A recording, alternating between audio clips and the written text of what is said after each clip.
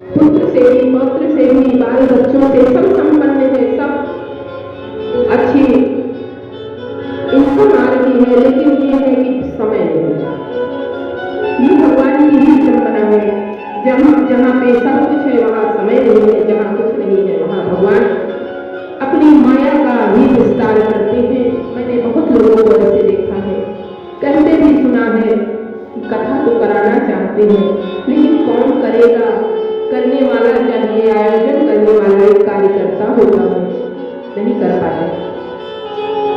लेकिन जब भगवान की कृपा होती है, उनकी अनुकंपा होती है, उस परब्रह्म की इच्छा होती है कि मेरा गुणगान हो और इसके माध्यम से हो, एक माध्यम बनता है तो सबका कल्याण होता है। ये भगवान की ही कृपा है कि कथा एक श्रवण करने का अपना विचार बनाता है तो जाने कितने लोगों का मंगल हो जाता है। जहां तक आवाज जाती है जड़ चेतन जीव चराचर का मंगल हो जाता है। उनकी कृपा है और उनकी कृपा को हम अपने आप के ऊपर भगवान की कृपा बरसे ऐसा हमें कर्म करना चाहिए। सुखदेव जी आचार्य कहते हैं, परीक्षित तुम लगातार कथा सुने जा रहे हो पुत्र, कुछ जल जलपान कर लो, क्योंकि अब तो भगवत कथा में प्रवेश करेंगे। क्योंकि श्रीमद् भागवत की कथा सप्ताह की कथा है, ये ज्ञानामृत है, सप्ताह ज्ञानामृत। 3 दिन की कथा हुई तो भगवान के अवतारों का वर्णन, भगवान के भक्तों का वर्णन, चौथे दिन की कथा से भगवान का वर्णन होने लगता है, भगवान के श्री राम का अवतार होगा। क्योंकि सुखदेव जी आचार्य कहते हैं कि परीक्षित जब तक राम की कथा न हो तब तक कृष्ण की कथा कैसे शुरू हो सकती है।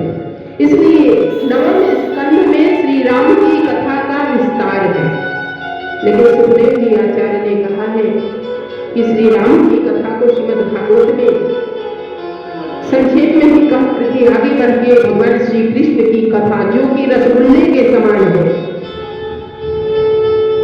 रसगुल्ला से कोमल तो होता नहीं, मक्खन होता है। भगवान तो स्वयं मक्खन का पान करते हैं, मक्खन का स्वरूप है जो ऐसी कथा है। इसलिए सुखदेव जी आचार्य ने कहा, परीक्षित जल लो, फल खा लो। परीक्षित ने हाथ जोड़ा, गुरुदेव के चरणों में अपने मस्तक को रखा और कहा कि नहीं गुरुवर, मैं कथामृत का पान कर रहा हूं, मैं कुछ भी नहीं खाऊंगा, कुछ भी नहीं पान करूंगा, क्योंकि इससे मैं तृप्त हो रहा हूं। मेरी क्षुधा जो अतृप्त थी, जिस कारण मुझको श्राप लगा, वह मेरी क्षुधा अब तृप्त है, अब अतृप्त नहीं है। इसलिए आप मुझे मंगलमयी कथा का श्रवण कराइए। इस तरह से सुखदेव जी आचार्य ने मंगलमयी कथा का आरंभ किया। बोलिए सच्चिदानंद भगवान की।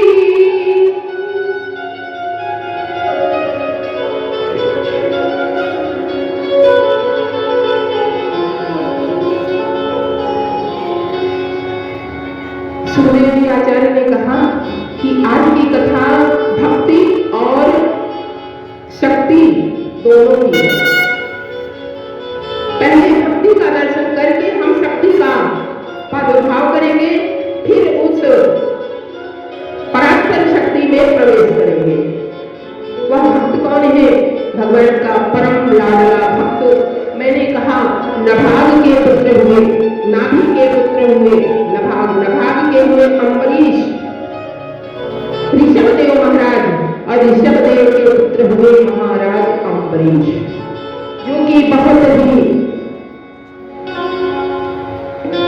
भक्त हैं। ऐसे भक्त हैं कि जितने साल में एकादशी आती है, जिसको कहते हैं 24 एकादशी, उन सारी एकादशी का व्रत निराहार करते हैं, जल भी नहीं पीते हैं।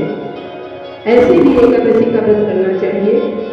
यदि किसी भी प्रकार के अस्वस्थता है तो हम जलपान कर सकते हैं, लेकिन आज रहते हैं कि रोज से अच्छा पकवान बनाएंगे और रोज से अच्छा खाएंगे।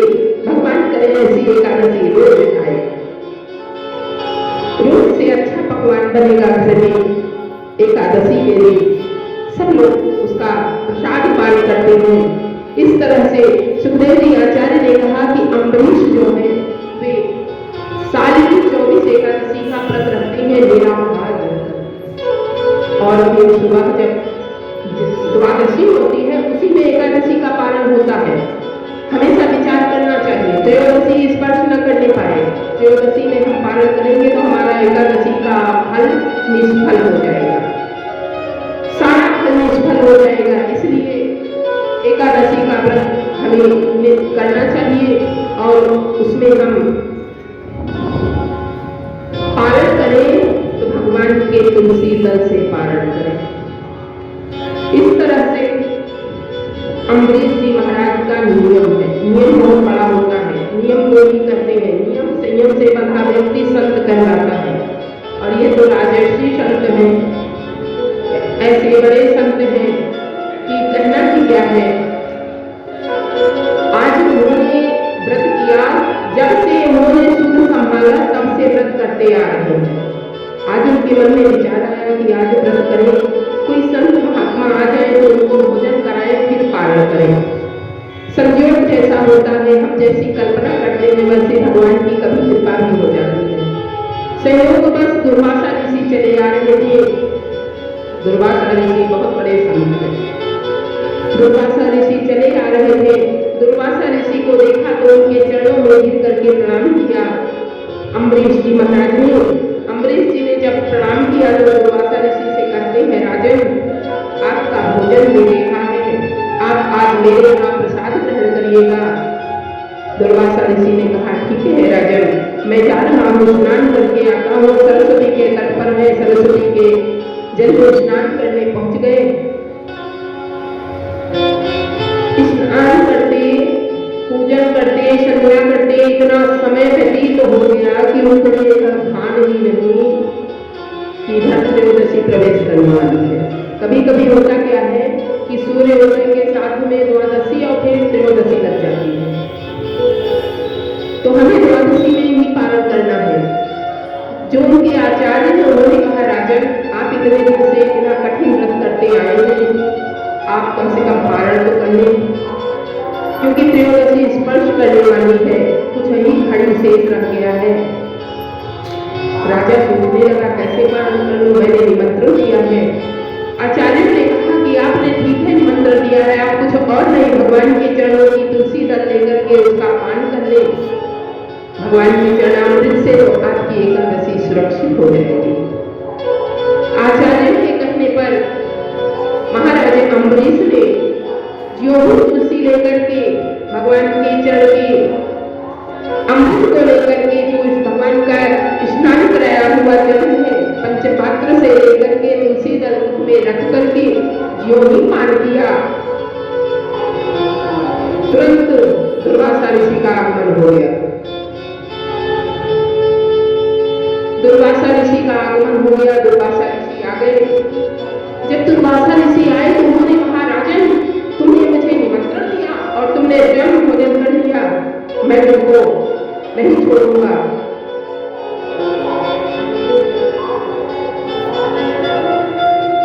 इस तरह से क्रोधित होकर के क्या किया, उन्होंने अपनी एक जटा उखाड़ ली और उखाड़ कर पृथ्वी पर ऐसे पटक दिया। उसमें से एक कृत्या नाम की राक्षसी प्रकट हुई, जो अग्नि का एक ज्वाला थी और अम्बरीश की ओर बढ़ने लगी। महाराज अम्बरीश डरे नहीं। जो भगवान का भक्त है वह कभी नहीं डरेगा, जो भगवान का लाडला है वह कभी नहीं डरेगा। अम्बरीश जी महाराज एक पग पीछे नहीं बढ़े, कहने लगे, हाथ जोड़ लिया, नेत्र को बंद कर लिया, कहने लगे, यदि मैंने कोई अपराध किया है तो कृत्या मुझे जलाकर भस्म कर दे। और कृत्या तो एक अग्नि का ज्वाला है। भगवान ने अपने सुदर्शन को तुरंत छोड़ दिया और सुदर्शन आया, कृत्या को तो तुरंत भस्म कर दिया और दुर्वासा ऋषि के पीछे दौड़ने लगा। दुर्वासा ऋषि दौड़ते दौड़ते शिव लोक गए। भगवान शिव जी के यहाँ पे कैलाश में प्रभु त्राहि सुदर्शन मेरे पीछे लगा हुआ है। भगवान ने कहा, बुद्ध भगवान शिव जी ने, राख को सकल राम कर द्रोही, भगवान के द्रोही को कौन कौन दे सकता है? उनको वहां स्थान नहीं मिला, ब्रह्मलोक गए। जब ब्रह्मलोक गए तो ब्रह्मा जी ने भी, जब शिव जी ने स्थान नहीं दिया तो ब्रह्मा को ढूंढने देने वाले देवादिदेव महादेव ब्रह्मा जी रास्ते में नारद बाबा मिले। नारद बाबा से कहने लगे, ये सुदर्शन मुझको भस्म कर देगा, मुझे मेरी रक्षा करनी चाहिए, क्योंकि अग्नि का लपेट था पूरा ज्वाला की तरह। सुदर्शन को भी रूप धारण कर लेता था, कभी कभी गले को काट देता था, कभी कभी अग्नि बंद करके भस्म कर देता था। ब्रह्मा जी कहने लगे, मैं कुछ नहीं कर सकता। नारद बाबा ने कहा, मैं क्या कर सकता हूँ, मैं वैसी हूँ, हाँ बता सकता हूँ, जाओ नारायण के पास में, जिनका सुदर्शन है उनके पास में जाओगे, तुम्हें शायद उन्हें अपना शरणार्थी बना ले, उनके शरणागत कहो। दुर्वासा ऋषि पहुंचे। दुर्वासा ऋषि भगवान विष्णु के धाम में कुंभ में पहुंच गए। त्राहिमाम करके भगवान के चरणों में गिर पड़े। भगवान तो शरणागत वत्सल है, भक्त वत्सल है। भगवान ने उठाकर हृदय से तो लगाया नहीं, उन्होंने कहा, मैं क्षमा नहीं कर सकता, क्योंकि तुमने मेरा अपराध नहीं किया है, तुमने मेरे भक्त का अपराध किया है। मैं कौन होता हूँ तुमको क्षमा करने वाला? हम भक्त अपराधीना, मैं भक्तों के अधीन हूँ। यदि चाहो तुम्हें महाराज अम्बरीश क्षमा कर दे तो तुम मुक्त हो गए, तो मैं कुछ भी नहीं कर सकता। और अपने सुदर्शन को रोक लिया। दुर्वासा ऋषि वहां से चले और महाराज अम्बरीश के यहाँ जब आए तो देखा महाराज अम्बरीश आज भी हाथ जोड़कर आंख मूंद कर खड़े हैं। आचार्य लोग उनकी सेवा में उपस्थित है कि राजन नेत्र खोलो। बहुत समय व्यतीत हो गया। जब दुर्वासा ऋषि आए और महाराज अम्बरीश के चरणों में गिरने लगे तो महाराज अम्बरीश ने हृदय को लगा दिया, क्योंकि ये राजा है और ये संत है। संत हमारे यहाँ पूजनीय है, लेकिन यदि संत कोई गलत कार्य करता है तो भगवान संतों को भी दंड देते हैं। ये प्रमाण है, मैं नहीं कह रही हूँ। अम्बरीश जी महाराज ने उनके चरण में मस्तक रख करके कहा, राजन उससे भी त्रुटि हुई, जो कि त्रयोदशी लगने वाली थी और मैंने तुलसी दल का पान कर लिया। मैंने आपको निमंत्रण दिया था, आइए आप भगवान का प्रसाद ग्रहण कीजिए। दुर्वासा ऋषि को प्रसाद पान कराया। दुर्वासा ऋषि ने महाराज अम्बरीश को आशीर्वाद दिया और आगे बढ़े। सुखदेव जी आचार्य कहते हैं, देखो यह भक्ति भगवान की थी, ऐसी भक्ति जो कि जिसके लिए भगवान को स्वयं आना पड़ता है या अपने आयु को भेजना पड़ता है। सुखदेव जी आचार्य ने कहा, सुनो राजन, परीक्षित से कहते हैं, राजन एक राजा हुआ करता था। राजा का नाम था श्रेयाकी। श्रेयाकी राजा बहुत ही तेजस्वी राजा था, बहुत ही बड़ा योद्धा था। एक बार ऐसे ही घूमने के लिए जा रहे थे तो देखा क्या, उन्होंने मार्ग में एक कुआं था, उस कुआं में एक युवती बड़ी गुहार लगा रही थी, कोई मुझे बचा लो, कोई मुझे बचा लो। यह युवती कौन थी? यह वह युवती थी महाराज शुक्राचार्य की पुत्री देवयानी। और निष्पर्वा नाम के जो दैत्य थे उनकी पुत्री थी श्रेष्ठा। दोनों सखी थी, ये ब्राह्मण की पुत्री थी और ये राजा की पुत्री थी, दैत्य राज की पुत्री थी। बहुत सुंदर थी श्रेष्ठा और राजपुत्री है। देवयानी गुरु की पुत्री है, ब्राह्मण की कन्या है। एक बार क्या हुआ, दोनों सखियां आपस में सखियों के साथ में सरोवर में स्नान कर रही थी। उसी समय नारद बाबा का आगमन हुआ। नारद बाबा की आवाज, उनके वीणा की आवाज सुनी उन्होंने, तो जब स्नान करके निकली, पहले क्या हुआ करता था, पहले के जमाने में सरोवर में नग्न स्नान करती थी स्त्रियां। इसका प्रमाण है मेरे गोविंद ने वस्त्र को चुराया है। पहले ऐसे स्नान नहीं करते थे और उनका स्नान जो होता था, स्नान घाट, वहां पे पुरुष नहीं जाते थे। ऐसा घाट घाट हुआ करता था, तो वहां पे स्त्रियां डल के स्नान कर रही थी। तो देवयानी और शर्मिष्ठा स्नान कर रही थी और नारद बाबा की वीणा को इन्होंने सुना। उनकी वीणा की मधुर आवाज सुनाई पड़ी तो ये दोनों समझने लगे कि कोई आ रहा है और झटपट जल से निकल करके शर्मिष्ठा ने देवयानी ने शर्मिष्ठा का वस्त्र धारण कर लिया। यानी गुरु की कन्या ने राजा की कन्या का वस्त्र धारण कर लिया। अब शर्मिष्ठा क्रोधित हो गई कि तू एक राजा गुरु की पुत्री होकर के तुमने मेरा वस्त्र कैसे पहन लिया? मैं राजकन्या हूं, तेरी ऐसे कैसे हिम्मत हो गई? आपस में दोनों लड़ने लगे, शर्मिष्ठा और देवयानी। देवयानी करे भी क्या, गलती हो गई। उसने कहा मैं भूल से, अब जल्दी में जो वस्त्र हाथ में आया उसको धारण कर लिया। उसने कहा मैंने भूल से तुम्हारे वस्त्र को धारण कर लिया। शर्मिष्ठा मानी नहीं, बहुत सी गालियां दी। जो भी उसको कहना था उसने देवयानी को कहा और देवयानी को कुएं में ढकेल दिया। जैसे हम आप लड़े तो एक दूसरे को औकात दिखाने लगे, इस तरह से उसने कहा मैं राजकन्या हूं, तुम गुरु की पुत्री हो, तुमने मेरा वस्त्र कैसे धारण कर लिया? देवयानी कुएं में भार लगा रही थी, कोई बचा लो तो उधर से महाराज राजा शयाती जा रही थे। उन्होंने देखा कि किसी स्त्री की आवाज आ रही है युवती की, तो वे क्या किया, उन्होंने जाकर देखा तो एक युवती कुएं में थी।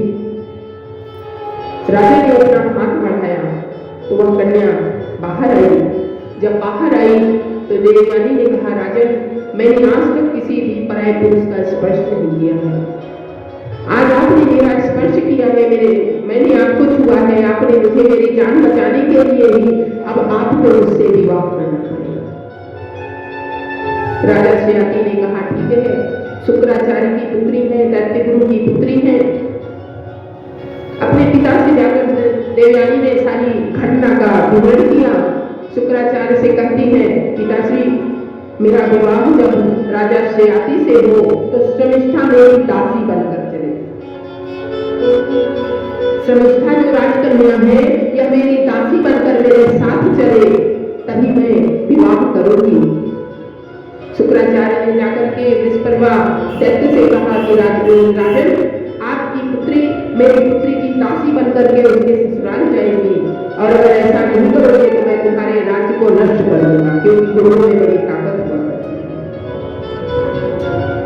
गुरु जो होते थे वे बहुत आपके संकट की भी रक्षा, संकट में रक्षा भी करेंगे, और यदि आप उनके विपरीत जाएंगे तो वे आपको उलट पलट भी देंगे। अब राजा क्या करते, दैत्यराज उन्होंने कहा ठीक है, जैसी आपकी आज्ञा होकर बड़े धूमधाम से देवयानी का विवाह महाराज शयाती के साथ में हुआ। और शयाती जब जाने लगे तो देवयानी को के साथ में शर्मिष्ठा को दासी के रूप में, और शर्मिष्ठा की जितनी सखियां थी सब दासी के रूप में देवयानी के यहाँ भेज दी गई, ससुराल चली गई। बहुत दिनों तक इस तरह से दास्तान उठाते एक दिन राजा ने देखा कि दासी तो बड़ी सुंदर है, राजघराने की है। राजा उस पर मोहित होकर के और गुप्त रूप से उनसे विवाह कर लिया। महाराजा शयाती ने शर्मिष्ठा से गुप्त रूप से विवाह कर लिया, देवयानी को न पता चले, और उनको ले जाकर के अपने महल के दूसरे महल में रख दिया। वहां पर रहती थी और वे अपने दासी के कार्य को भी करती थी, देवयानी के जैसे दासी थी, देवयानी की सेवा शुभता करती थी। समय अनुसार देवयानी को पता चल गया कि राजा ने, पति ने हमारे साथ छल किया है और हमारी सवत मेरी दासी को बना दिया है। रुष्ट होकर के वे अपने मायके अपने पिता की यहाँ आई और पिता से कहने लगी, पिताश्री, मेरे स्वामी ने मेरे साथ छल किया है और शर्मिष्ठा को अपनी पत्नी रूप में स्वीकार कर लिया है, अब मैं वहां नहीं जा सकती हूँ, आप उनको दंड दीजिए। शुक्राचार्य जी भी क्रोधित हो गए, आज का पिता इस जगह पे दूध चुरा लेगा। लेकिन शुक्राचार्य जी महाराज ने जाकर के महाराज श्रेयाती के यहाँ उन्होंने कहा कि राजा श्रेयाती, तुमने मेरी बेटी के साथ में कपट किया है, इसलिए मैं तुम्हें श्राप देता हूँ कि तुम वृद्धावस्था को प्राप्त हो जाओ। शुक्राचार्य जी महाराज श्राप दे देते और वे वृद्धावस्था को प्राप्त हो गए। जो 26-27 साल के राजा थे वे 60-65 साल के वृद्ध हो गए। अब बेचारे वृद्ध हो गए, अब करें क्या?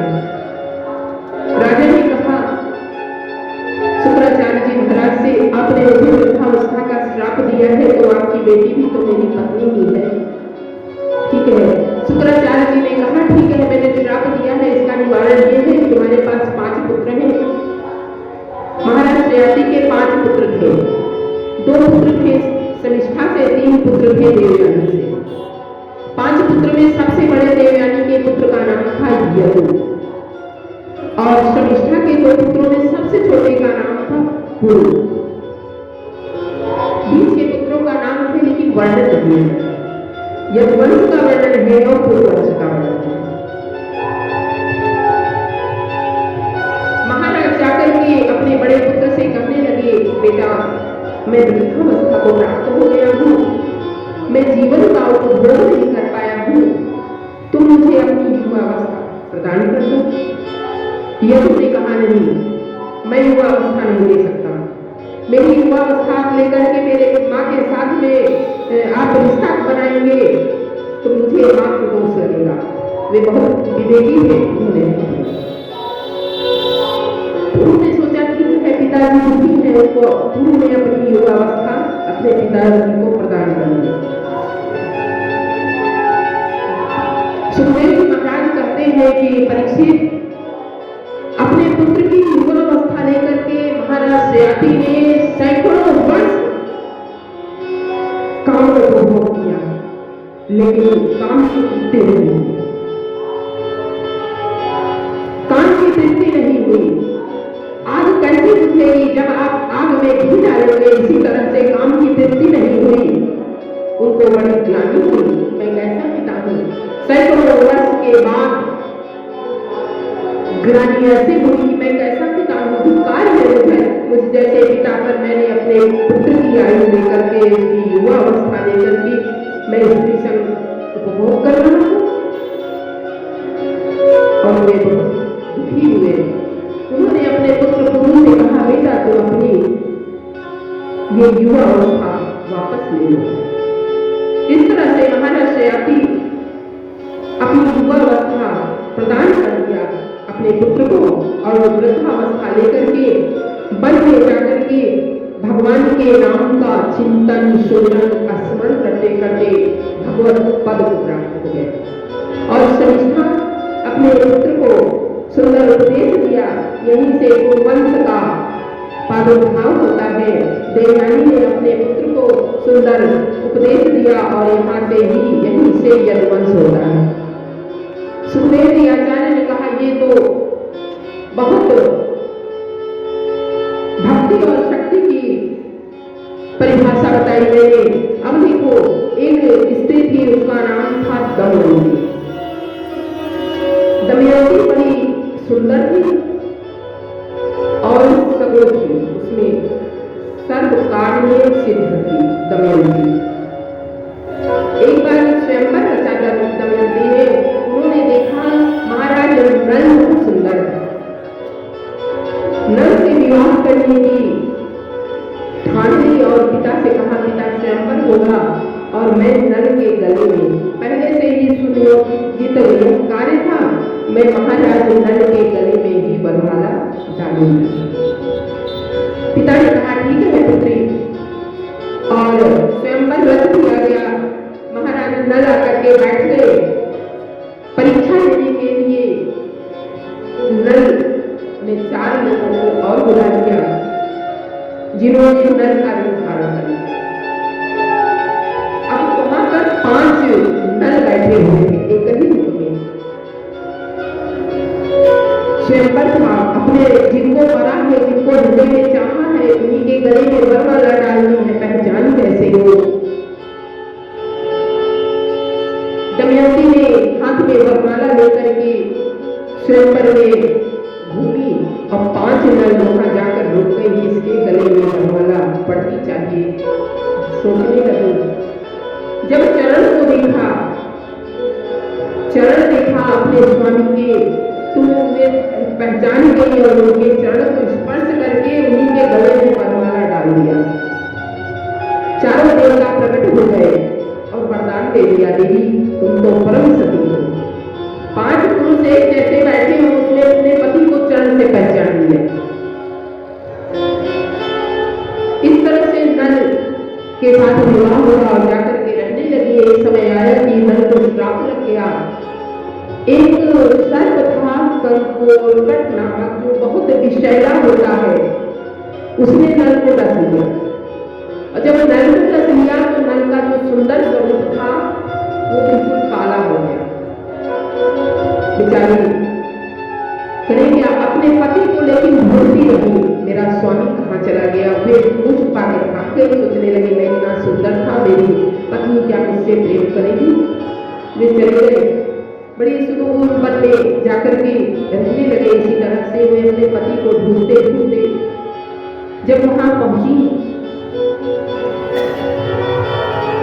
तो बिल्कुल नीला शरीर, उस सर्प के दंश से वो मरे नहीं, केवल उनका शरीर काला पड़ गया और वो काला बिल्कुल विषैला नीला था। बेचारी सोचने लगी मेरे स्वामी किस दशा में होंगे, कहाँ होंगे। इधर नल भी चिंता करते थे मेरी पत्नी कैसी होगी।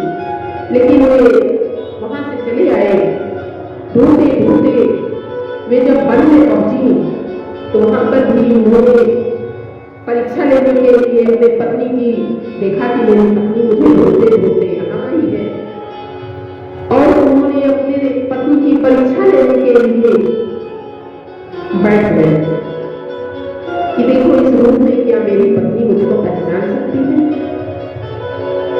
दमयंती ने देखा मेरे स्वामी बिल्कुल नीले पड़ गए हैं, क्या कारण है, और जाकर के चरणों पे मस्तक रख दिया, स्वामी आप यहाँ क्यों आए हैं, किस कारण से आए हैं। सुखदेव जी आचार्य कहते हैं दमयंती ने अपने पति को उस रूप में भी पहचान लिया।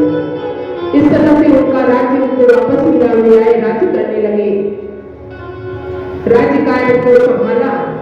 दमयंती की पातिव्रत धर्म का उनका विख्यात हो गया। लोग कहने लगे दमयंती तो बड़ी पतिव्रता स्त्री है। उनकी पुत्री थी सुकन्या, देखिए जैसी मां होगी वैसी पुत्री होगी। सुकन्या परम सुंदरी है। एक बार ऐसे ही निकली और घूमने के लिए अपनी सखियों के साथ में घूमने निकली और घूमते घूमते एक वन में चली गई। वन में पहुंची तो क्या देखा, एक महात्मा जैसे हमारे यहाँ संतों की जैसी तपस्या होती है, महात्मा भी तपस्या करते करते एक दीपक का ढूंढ बन गए। जैसे लगा कि कोई माटी का ढूंढ रखा गया, दीपक लगी थी, केवल आंख के पास वो गोलक जो आंख नाच रही थी दिखाई पड़ा। कन्या बालिका थी सुकन्या, बहुत ज्यादा अभियोग्य नहीं थी, मात्र 11-12 साल की कन्या थी। उसने देखा तो उन्होंने बस ये है क्या, समझ में नहीं आया, स्पर्श किया और आंख नाच रही थी। उसकी उस कन्या को समझ नहीं आया, एक तिनका उठाया और गोद दिया। शुक्राचार्य सुखदेव जी आचार्य कहते हैं राजन ये चमन, इनके नेत्र को यानी नेत्र थोड़ा नीचा झुक करके वहां नेत्र को तिनके से रोक दिया तो नेत्र टूट गया, खून की धारा बहने लगी दोनों नेत्रों से और उस परी के सारे जीव जंतु बंधे हो गए। देवताओं के नेत्र की रोशनी जाती रही, बेचारी घबरा गई। राजमहल में भी सबके नेत्र की रोशनी जाती रही। राजा ने सोचा इनका कैसा कर्म हो गया, कौन सा ऐसा दुष्कर्म हुआ कि इतनी बड़ी विपदा आ गई, चाहे नेत्र की ज्योति चली जाए तो फिर कहना ही क्या है, बहुत दिक्कत हो जाती है। तुम्हारे नेत्र दिया है, नेत्र में रोशनी दी है, मेरे दर्शन करो। सुकन्या घबराई, राजा ने पूछा, देखा कि कौन क्या हुआ है, अपने सैनिकों से पूछा। पुत्री ने देखा कि पिताजी घबरा रहे हैं, उसने कहा, पिताश्री मुझसे ही गलती हुई, मुझसे ही यह गलती हुई है। मैंने एक संत को न समझ करके माटी का ढूंढा समझा और तिनका उनकी आंखों में रोक दिया और वे संत थे वे खड़े हुए। राजा आए, उनसे क्षमा याचना करने लगे। चिमन ऋषि महाराज जी ने कहा कि अब क्षमा याचना से क्या होगा, मेरे मित्र की तो ज्योति गई, आप अपनी कन्या को मेरी सेवा में रखें। बूढ़े पहले की आयु बड़ी हुआ करती थी, आज तो 100 वर्ष भी नहीं हुए, पहले की आयु बहुत हुआ करती थी, बिल्कुल बूढ़े थे। और यह मात्र 12 वर्ष की कन्या, पिताश्री सोचने लगे कि कन्या तो राजरानी राजघराने की है, लेकिन उन्होंने उनके सुपुत्र किया, पुत्री अब तुम मन लगाकर इनकी सेवा करना। चिमन ऋषि ने तुरंत आशीर्वाद दिया, वरदान दिया, सबके नेत्रों की ज्योति आ गई। जब राजा राजा आदि सब उनके नेत्र की ज्योति चली गई। इस तरह से सुकन्या ने जी जान लगा करके मन से उनकी सेवा, उनके हाथ पकड़ के उनको ले जाती थी, ले आती थी, उनके सामग्री एकत्रित करती थी और उनको नहलाती धुलाती, भोजन सब कुछ करती थी, यानी पूर्ण समर्पण थी उनके प्रति। समय अनुसार जब वह बड़ी हुई तो उनसे उनका विवाह कर दिया महाराज। जब विवाह हो गया तो वह कन्या अपने पतिव्रत धर्म का निर्वाह करने लगी, अपने चाहे जो भी हो मेरे पति। इस तरह से एक बार सरोवर में गई थी स्नान करने के लिए, तो वहां पर 2 यक्ष आए। यक्षों में बड़ी ताकत होती है, उन्हें अश्विनी कुमार भी करते हैं, जो कि देवताओं के वैद्य होते हैं। देवताओं के वैद्य अश्विनी कुमार हैं। अश्विनी कुमार आए, अश्विनी कुमारों ने देखा यह बड़ी सुंदर कन्या है, उस पर मुक्त होना चाहा, मुक्त हो गए। उन्होंने कहा, नहीं मेरे स्वामी हैं और वे वापस अपने आश्रम पर चले गए। कहाँ अश्विनी कुमारों, कहाँ चिमन ऋषि। अश्विनी कुमारों ने देखा कन्या तो बड़ी पातिव्रता है, क्योंकि अश्विनी कुमारों बुरा करके चली आई चिमन ऋषि। उसने कहा कि नहीं मेरे पति हैं और अपने पति के पास में आई। आकर के अपने स्वामी से सारी बात घटना बता दी।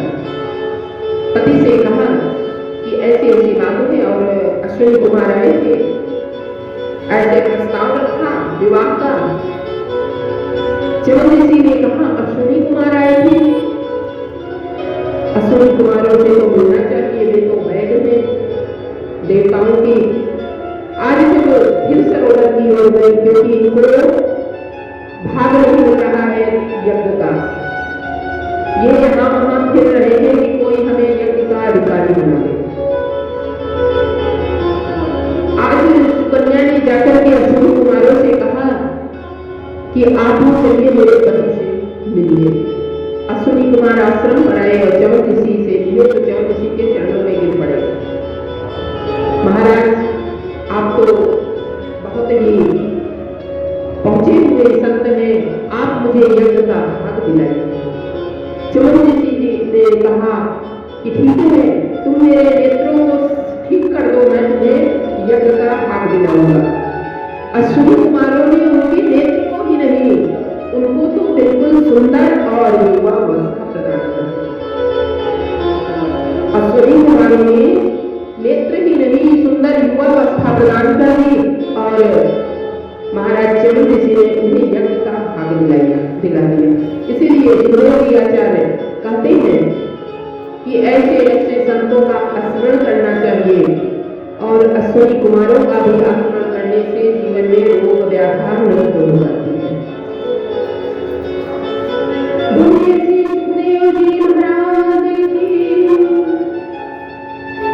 भगवान कहते हैं, सुखदेव जी आचार्य कहते हैं, परीक्षित ये तो भगवान